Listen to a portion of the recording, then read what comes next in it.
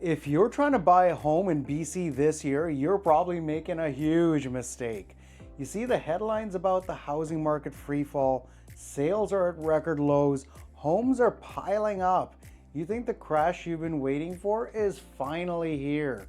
But what if I told you that waiting for that crash is the single biggest mistake you can make in 2026? The numbers tell a story, but it's not about a crash. It's about paralysis. In this video, we're going to be breaking down why so many buyers are frozen and what you should be doing instead of just waiting on the sidelines. Let's just call it what it is, the great paralysis of 2026. If you're a buyer right now, you're confused. On one hand, the news says it's a buyer's market. Slow sales and tons of homes for sale should give you the power. But then you look at prices and feel just as priced out as ever. It's frustrating. And for most people, it leads to doing absolutely nothing. The numbers don't lie. Across BC, early 2026 sales are way below the 10-year average. In Greater Vancouver, sales dropped almost 10% from last year, while listings just shot up off the roof. That screams buyer's market. So why doesn't it feel like a huge opportunity? Because we all remember the insane price explosion from a few years ago. Prices have dipped, but you see an average home in Vancouver is still over $1 million, and you think nothing has really changed. This feeling is what's causing all the paralysis. You're told you have the power, but you don't feel it. And it's causing thousands of qualified buyers to just sit on the fence waiting. This paralysis isn't just a feeling. It's driven by a few key mistakes on how you're thinking about the market. Let's break down the three biggest ones. This is the big one. You have this thought in the back of your mind, I'll just wait for the crash. You see low sales and think, if you wait longer, prices will fall off a cliff. But all the evidence points the other way. What we're seeing is a reset, not a crash. Forecasters aren't predicting a collapse. They're actually predicting a modest rebound. Sales are expected to rise this year, driven by pent-up demand, and prices aren't expected to crater. Projections are for a flat to modest growth. The market is finding its floor. While you're waiting for that floor to fall out, it's being built right underneath you. The real risk isn't prices dropping another 20%. The real risk is what happens next. While you're looking at today's high inventory, new home construction is dropping sharply. That's creating a massive supply problem for the future. Waiting for a crash when we have a housing shortage is a losing game. The second mistake is looking at affordability all wrong. Yes, the sticker prices are high, but the most important number isn't the list price, it's your monthly payment. And that story has totally changed. After years of painful hikes, interest rates have stabilized. This is a quiet game changer.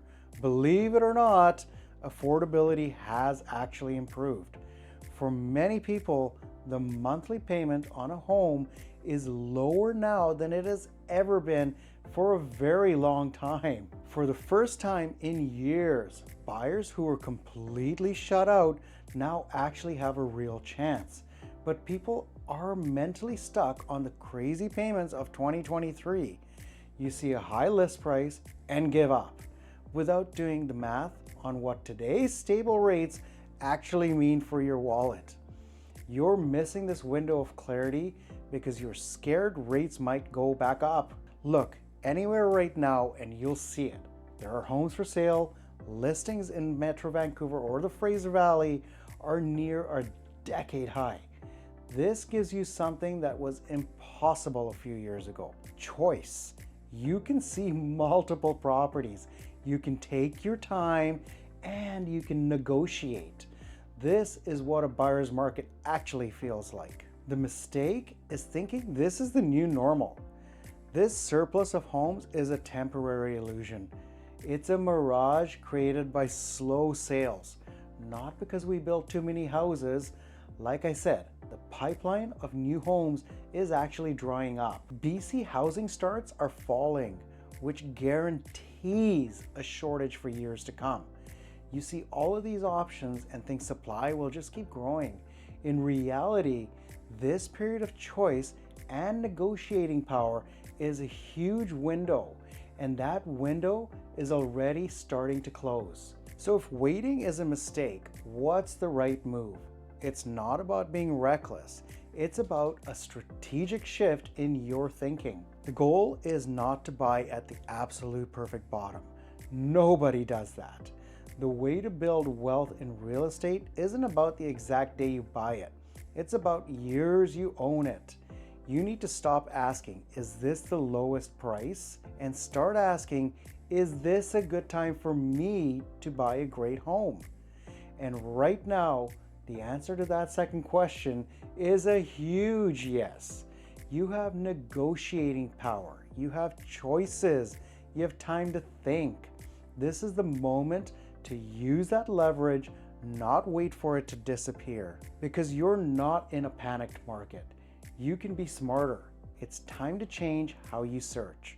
Stop focusing only on price. Start focusing on long-term value and what fits your life. First, shop strategically. Look at different neighborhoods where your money goes further.